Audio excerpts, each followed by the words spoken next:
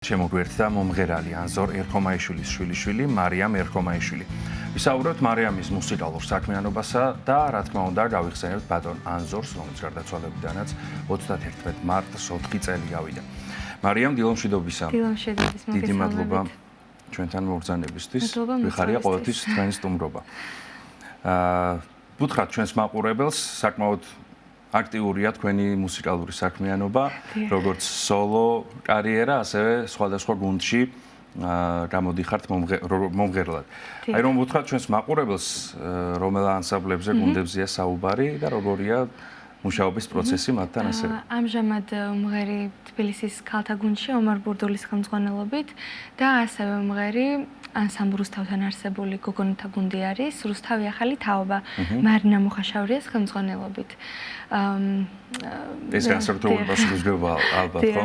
ანსამბლ რუსთავი. დიახ, რადგან მაინც იქ როგორც სახლში ისევ არ ესე ვთქვათ, ანსამბლ რუსთავთან არსებულია, რაც ჩემთვის ორმაგად დიდი პასუხისმგებლობა არის თავისთავად.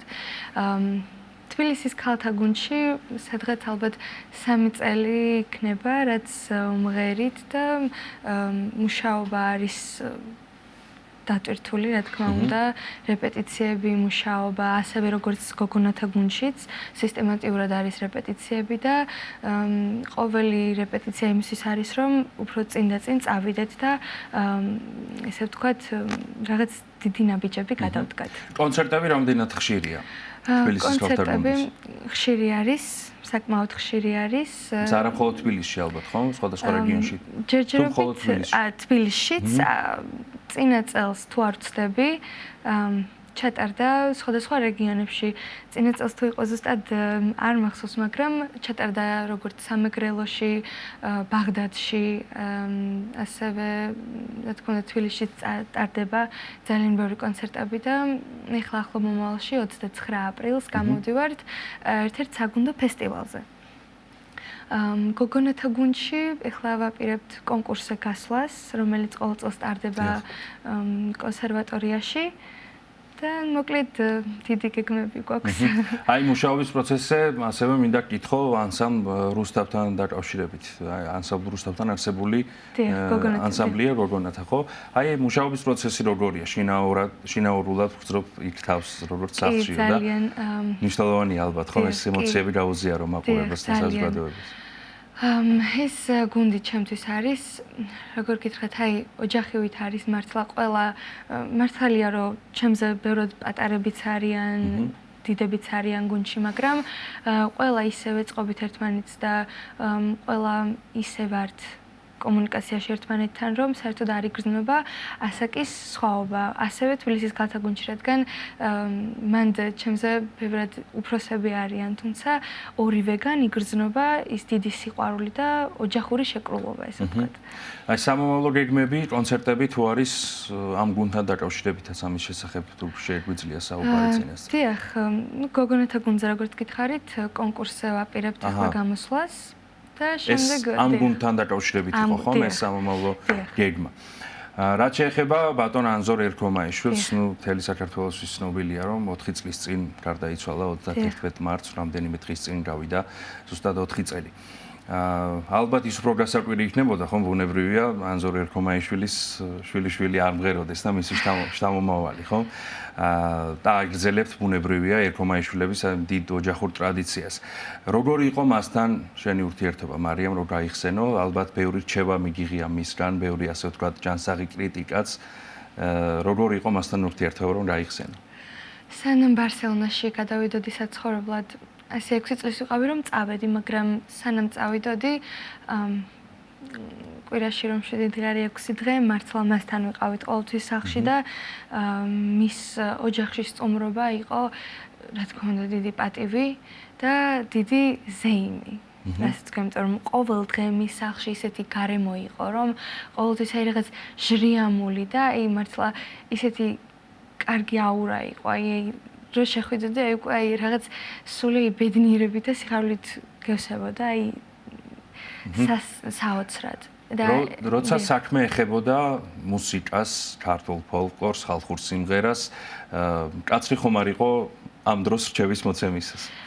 იცით როგორი რაღაც არის, მაშინ ვიყავი პატარა. მაშინ არ მქონდა ესეთი შეხება თუნდაც ხალხურ მუსიკასთან, ესეთ სერიოზულ ნაწარმოებებთან. მაშინ უფრო ესეთ საბავშვო სიმღერებს ვღეროდი, აი ბავშვები რასაც ვღერიან, ლირიკულ სიმღერებს. და მან რა თქმა უნდა მისწორებდა რაღაცებს და ერთ დღეს მახსოვს ანზორბიძიასთან მივედით სახლში და დედაჩემი არის სვანი.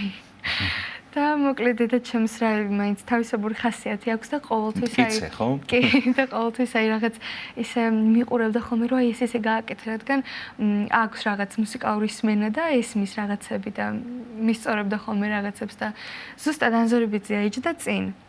დედაჩემი მის უკან იჯდა და დედაჩემი იქით უკნიდან დირიჟორობდა და რაღაცებს მანიშნებდა და ანზორბიძია შეუტრიალდა და ეუბნებოდა მაცადე ბავშვთანო.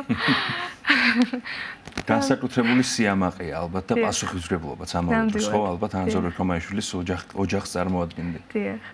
და ძალიან დიდი პასუხისმგებლობა არის ეს ჩემთვის, რადგან ყველაფერი რომ გვერდზე გადავდოთ, ეს ადამიანი იმდენად უშუალო იყო, იმდენად თბილი, რასაც ქვია, იმდენად ცხონერი ურთიერთობა გქონდა, რომ მაშინ ვერც კი ვიაზრებდი იმას, რომ მე დიდ ანზორ ერქომაიშვილთან მქონდა ესეთი ახლო ურთიერთობა.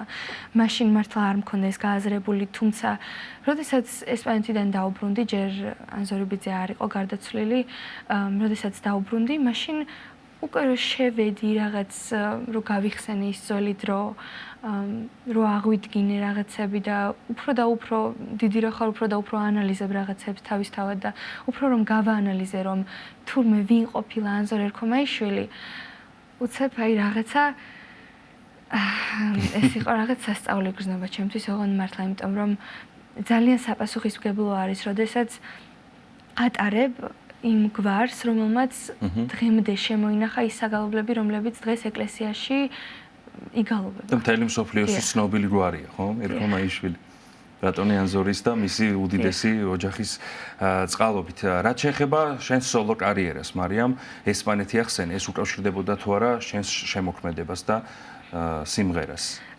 იცით, ესპანეთში დროებით საცხოვრებლად გადავედით უბრალოდ, თუმცა ერთ მოგონებას გავიხსენებ, აი ყოველ ჯერზე, როდესაც მე და ანზორბიძია საუბრობდით, მე ანზორბიძია და ქალბატონი ლალი ანზორის მეუღლე, ყოველთვის ჩვენი საუბარი მთავრდებოდა ცრემლებით და იმით, რომ ძალიან უნდოდა რომ მე საქართველოში ყოფილიყავი და მეც ძალიან მენატრებოდა, რადგან ზედმეტად ძვირფასი ადამიანი იყო ის ჩემთვის და ზედმეტად ახლო, ესე ვთქვათ. და ყოველი დარეკვა, ყოველი ზარი მთავრდებოდა აი რაღაც სევდიანი აცრემლებული თვალებით. დიახ. აი საუბრის ბოლოს ვიდრე სიმღერას შეგვისრულებია მარიამ, მინდა კითხო არის თუ არა სამომავლო გეგმა სოლო კარიერაში? ჯერჯერობით. საქართველოში, სხვადასხვა რეგიონში და ქალაქში მის ფარგლებს გარეთ, ქვეყნის ფარგლებს გარეთ. როგორც გითხარით, ეხლა გუნდთან ერთად ვაპირებთ წასვლას. გასტროლზეც ვაპირებთ წასვლას, როგორც საქართველოს რეგიონებში, ასევე საზღვარგარეთაც. და მან მოკლედ არის ესეთი კონკურსები, სადაც მეც მაქვს რაღაც ჩემი წვლილი, ესე ვთქვათ. ჯერ არ გაგვანდობ, ხო, წინასწარ? დიახ, ჯერ. აუცილებლად ვისაუბრებთ მომავალ გადაცემებში ამ მნიშვნელოვან წარმატებებზე და სამომავლო გეგმებზე. რა სიმღერას შეგვისრულებ, რომ გითხრათ და გადაინაცვლოთ შემდეგ ჩვენ სცენაზე? პეპელა ქვია სიმღერას. დიდი სიამოვნებით მოგისმენთ ჩვენს მაყურებელთან ერთად, რომ გადაინაცვლო, მანამდე მაყურებელს შევახსენებ, ვინ იყო ჩვენი სტუდიის სტუმარი, მომღერალი მარიამ ერქომაიშვილი, რომელიც შეასრულებს ქართულ ლამაზ სიმღერას სახელწოდებით პეპელა.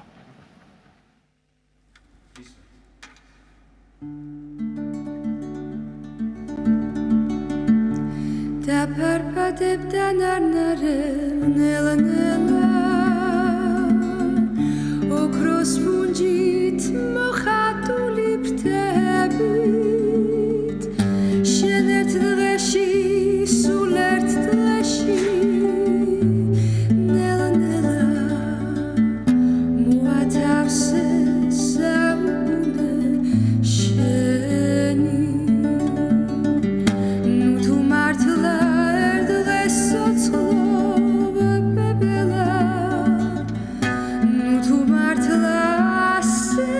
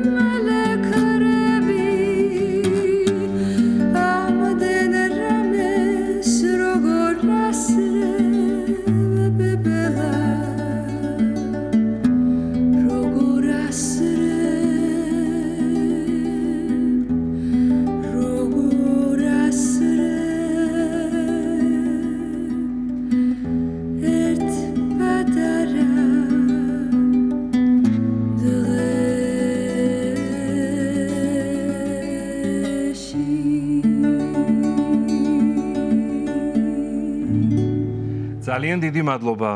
კიდევ ერთხელ შევახსენებ მაყურებელს, მომღერალი მარიამ ერქომაიშვილი იყო ჩვენი დღევანდელი გადაცემის ბოლოს სტუმარი.